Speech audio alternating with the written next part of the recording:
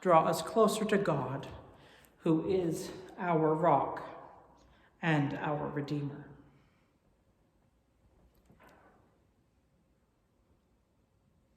It's finally Palm Sunday. We have been in Lent for over a year, and it is now Palm Sunday.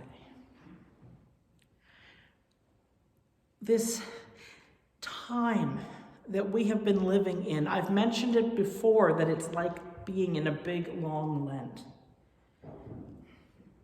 And as we enter into Holy Week,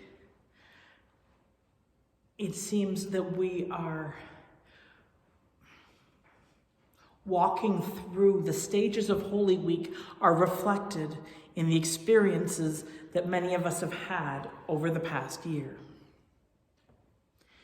That we, too, are walking the path of Holy Week, walking the path of Lent in many different ways.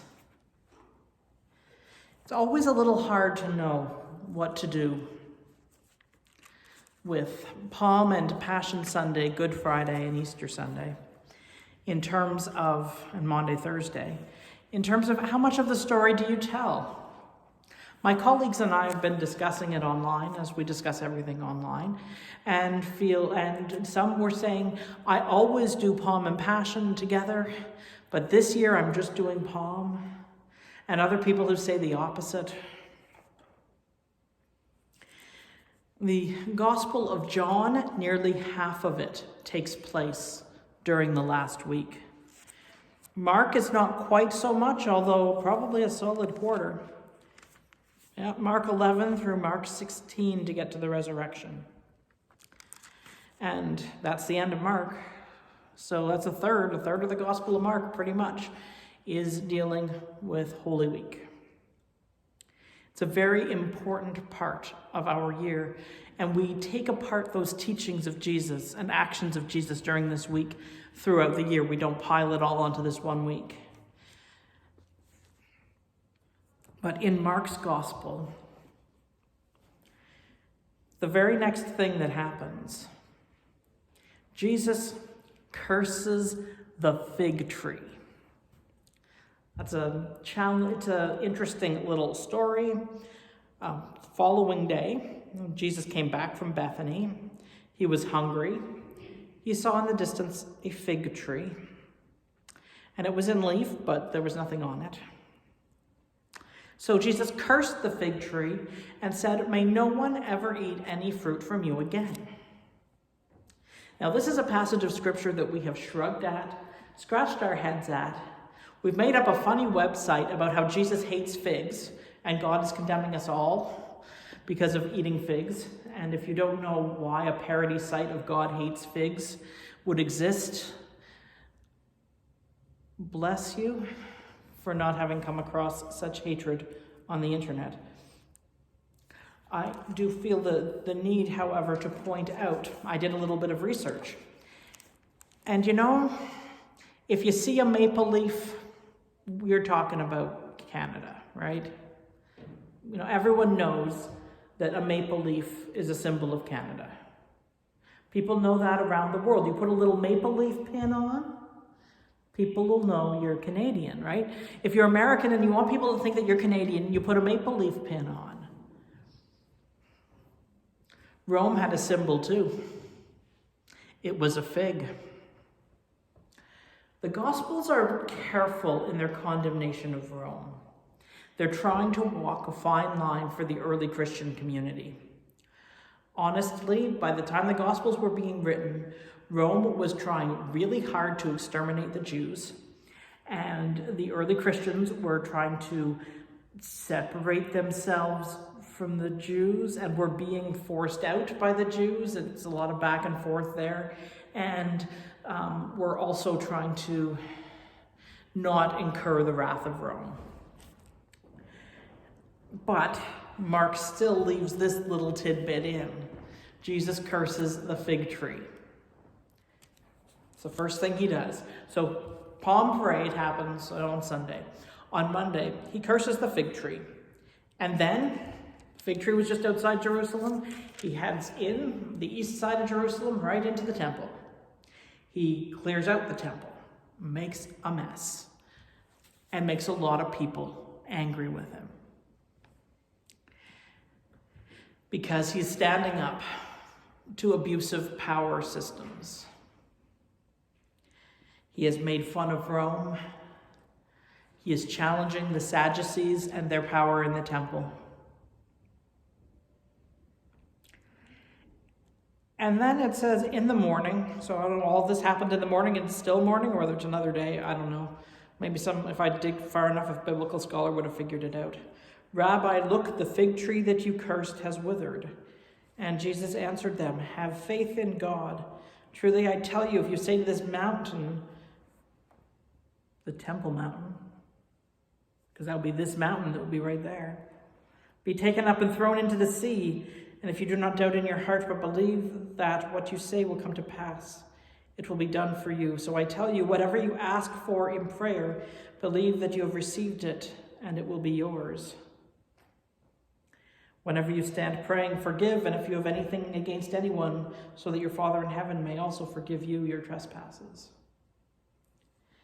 So you can see the back and forth and the tension. Chief priests, scribes, and elders ask Jesus about his authority. Jesus kind of catches them in that Jesus says, well, I'll ask you a question. What about John the Baptist? Where did his authority come from? And the chief priests and scribes weren't willing to answer. Then Jesus tells a parable against them. And then somebody else tries to trick him. At this point, Jesus has really made a lot of people very angry. We have to realize this, that Jesus is pushing the buttons of the powerful people. You know how someone knows how to push your buttons? Maybe you don't. But maybe you have children who at some point knew how to push your buttons. And pushing the buttons of powerful people can get you in a lot of trouble.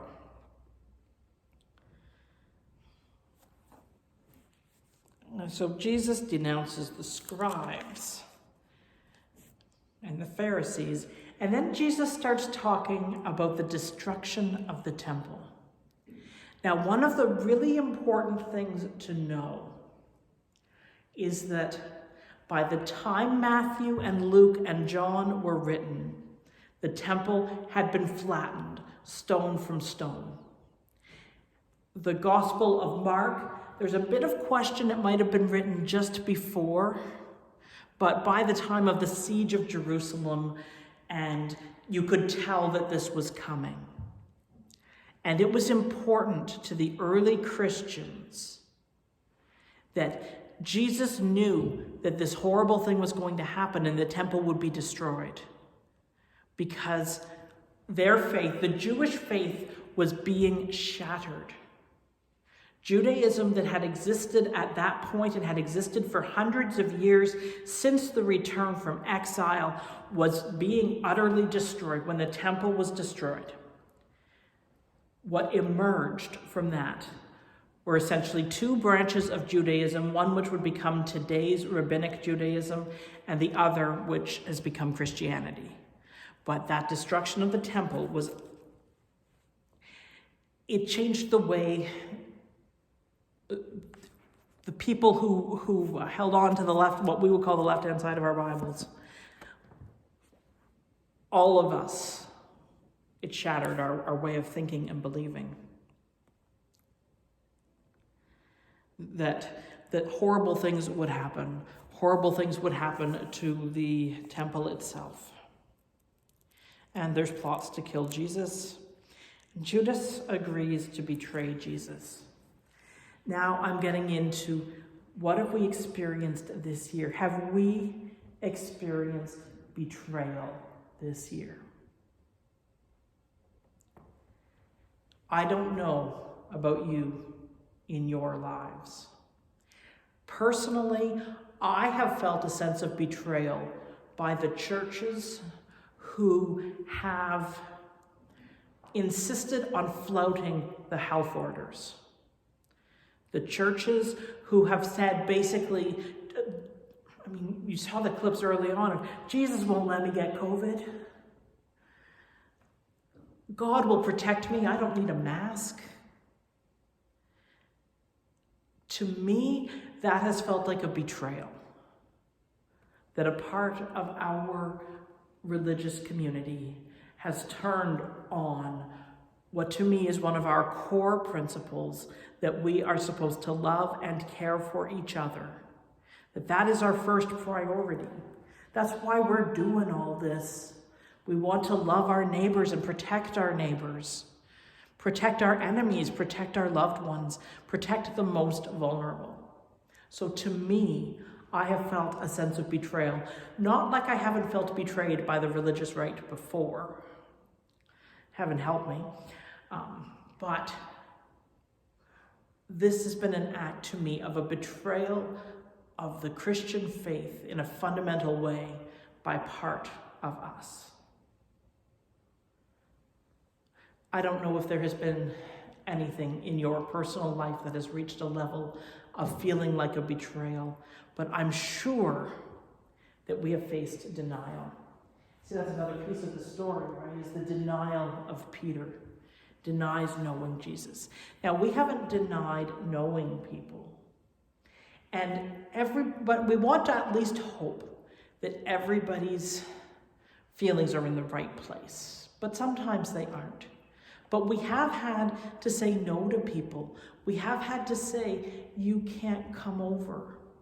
Or I can't come to your place right now. It's against the health orders. I can't go on that cruise. You can't have that party. We can't celebrate this momentous occasion. We couldn't celebrate my parents' 60th. We haven't been able to celebrate the birth of my two great nephews that were recently born. So I know, I'm going through this too. We're all going through this of denial, of feeling the denial of relationships. And perhaps at times it hasn't been understandable. Perhaps at times it's hurt to not be in someone's bubble when you thought you were close. I don't know if that's happened to you, but I'm sure that that's happened to people.